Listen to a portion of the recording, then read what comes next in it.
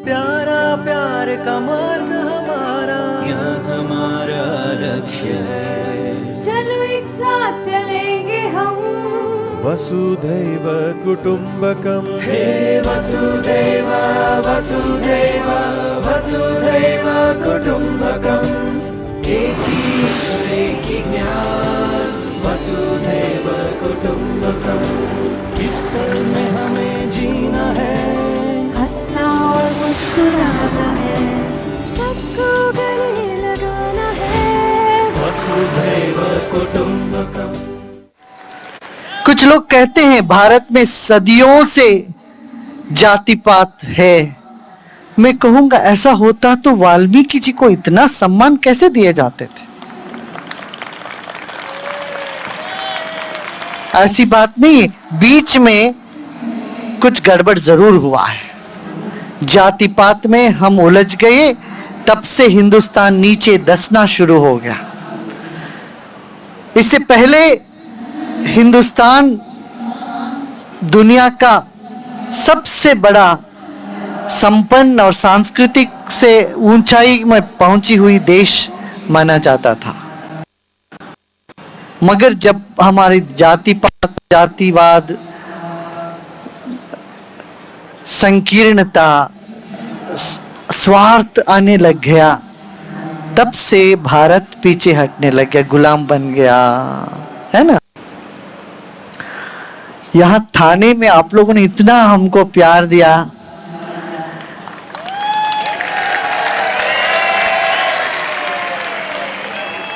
और ये भव्य स्टेज निर्माण करके आपने जो मुझे बोलना था वो लोग आपने खुद ही कर दिया। हमारा काम तो मानवता को जमीन से नीचे ऊपर उठाना, हम नीचे से ऊपर आ गए, और जीवन रहना चाहिए। आगे बढ़ो, मैं बोलता हूं, आप तो मुझे आगे बढ़ा रहे हो। सबके पास आ जाओ, मैं कहता रहता हूं, मुझे अपने पास आप बुला रहे हैं इस तरह से।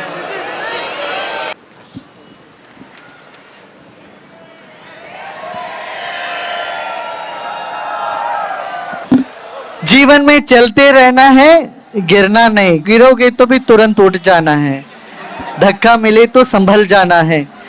और बाहर इतना सुंदर वैभवपूर्ण रहने पर भी भीतर से सहज और सरलता में जीना है। बाहर में चाहे तुम कुछ भी बनाए रखो, मगर अंदर से एकदम खाली हो जाओ, सहजता में, सरलता में रहो।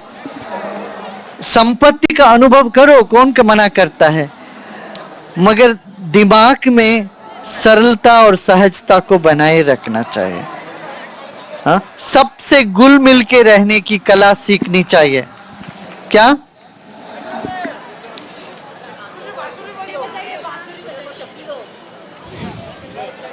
अच्छा, मेरा यहाँ आने का एक ही मकसद, आप सब टेलीफोन है ना, सेल फोन है सबके पास?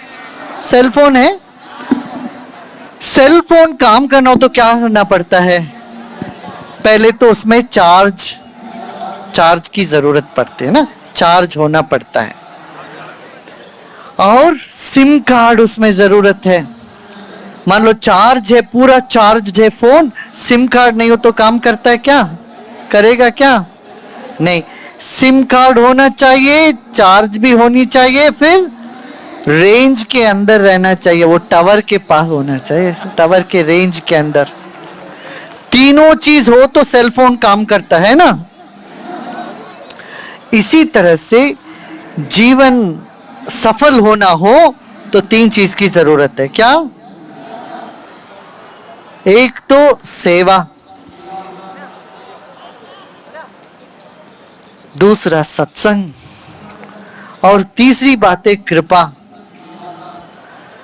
अब मैं यहां आने का एक ही मकसद है, तुम्हें ये याद दिलाने का मेरा मकसद है, मेरा मतलब यहां तुमको ये बताना है कि तुझ पर कृपा है, बरस रही है।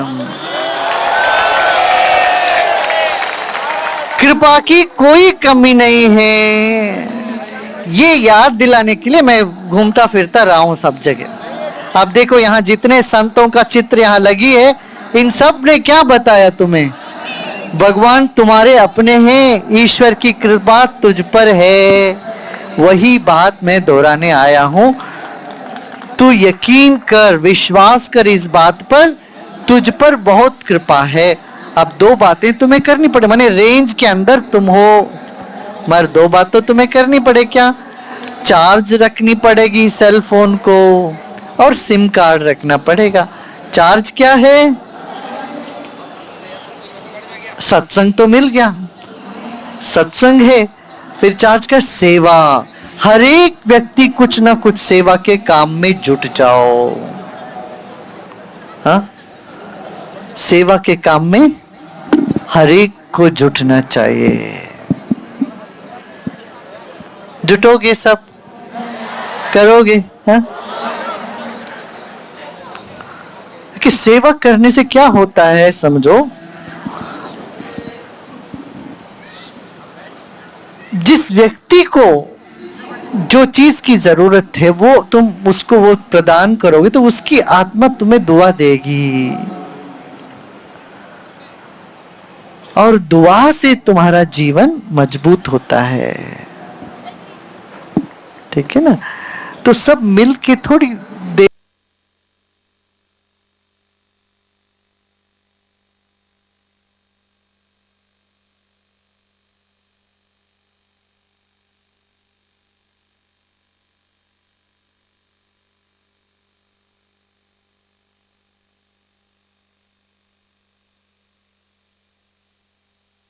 मैं उसका हूं, वो जो भी हो मैं उसका हूं, ये भाव मन में, परमात्मा का हूं, मेरे प्रिय का हूं, गुरु का हूं, आत्मा का हूं। इस तरह से अपने मन में वो संबंध स्थापित करना ही साधना है। मैं अकेला नहीं हूं, मुझे कदर करने वाले कोई है, और जब भी मैं उनको याद करूंगा मेरा काम होता रहेगा, होगा। अच्छा ये बताओ कितने लोगों का अपना आपका काम हो रहा है? यहाँ हाथ उठाना। तो हम ड्यूटी दे रहे हैं ना आपके बराबर।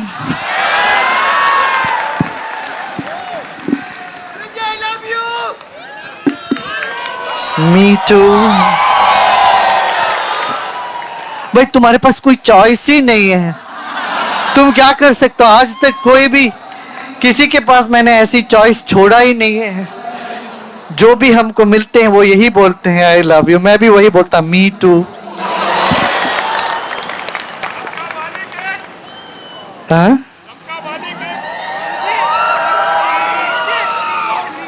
भाई एक ही तो है ईश्वर तत्व, कोई आसमान में नहीं बैठा।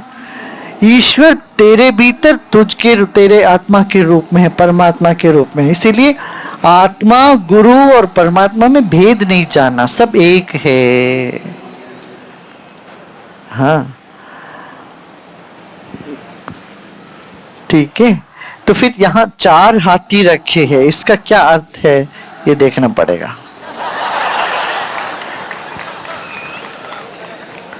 हाँ? 4 हाथी। समाज का 4 स्तंभ होता है। क्या? एक आर्थिक व्यवस्था, दूसरा धार्मिक क्षेत्र, तीसरा राजनीति, और चौथा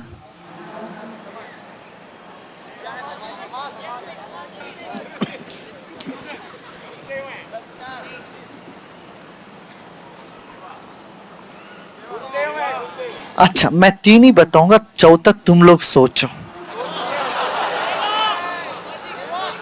सभी मैं क्यों बताऊं? कुछ तो तुम्हारे मस्तिष्क तो दिया है ईश्वर ने, उसको इस्तेमाल तो करना चाहिए कभी। ताजा ताजा फ्रेश ऐसे रिटर्न नहीं करना ईश्वर को।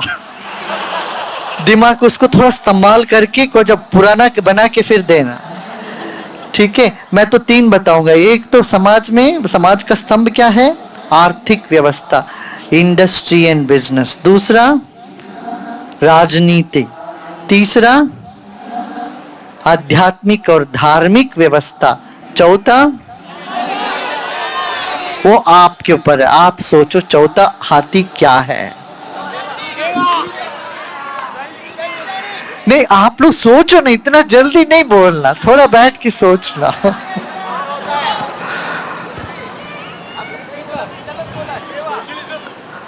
हाँ, नहीं वो सब अपना अपना जिन जिन को जो जो मन में आते वो सब SMS करना, देखते हैं और उसमें कौन सी चीजें ठीक होती है। ठीक है, ये बात याद आई, क्या बताया मैंने? बाहर जितना भी आडंबर हो, भीतर सहजता होनी चाहिए। थाने में ये ज्ञान आप लोगों ने स्टेज ऐसा बना करके मेरे से कहलवा दिया। है ना? बहुत बढ़िया। ये संदेश सारा संसार, सारी दुनिया में हर घड़ी हर क्षण कुछ ना कुछ हमको ज्ञान की बात मिल रही है, संदेश मिलता जा रहा है।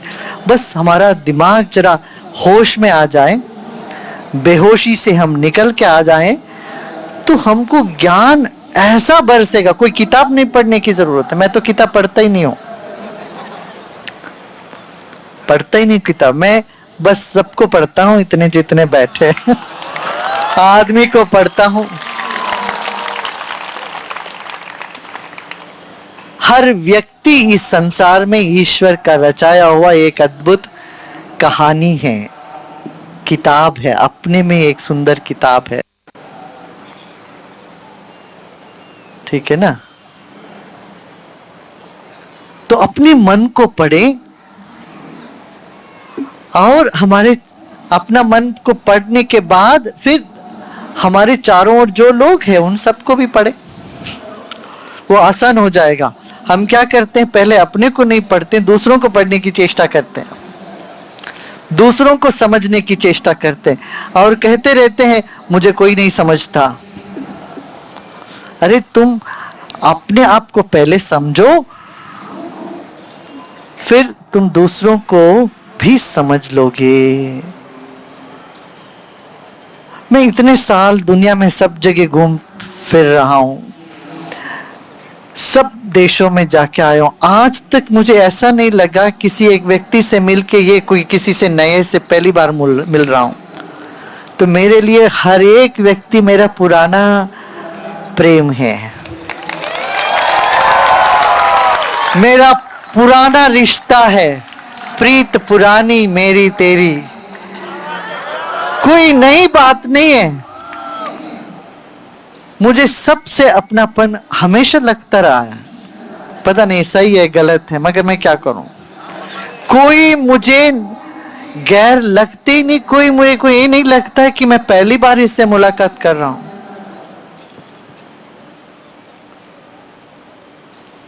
हम पहली बार थोड़ी ना यहां हैं इस पृथ्वी में, कितने बार हम लोग आए इस दुनिया में। मुझे कुछ कुछ पता है, शायद तुम लोग भूल गए हो। मैं ये नहीं कहूंगा मुझे सब पता है, मुझे मगर कुछ कुछ पता है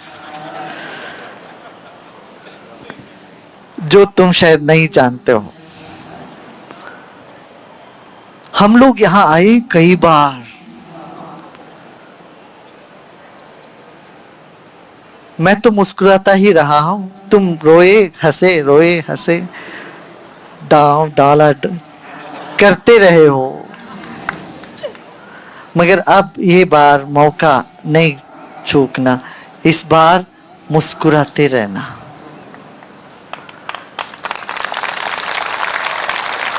ये थीम भी बड़ी अच्छी थीम होगी कि मुंबई मुस्कुराओ, नहीं? मुंबई तुम मुस्कुराओ।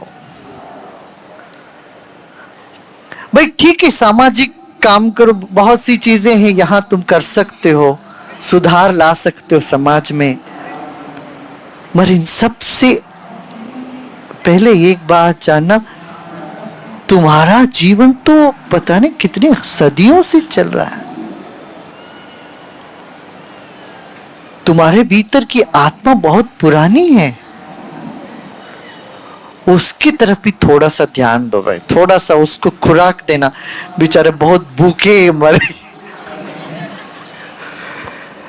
अध्यात्म ज्ञान से जो वंचित रहते हैं उनको देखने से लगता है इसकी जैसे अंडर नरिश्ड बच्चे होते हैं ना, जो बिल्कुल सूखे सूखे से, दुबले पतले, कुछ भी नहीं है,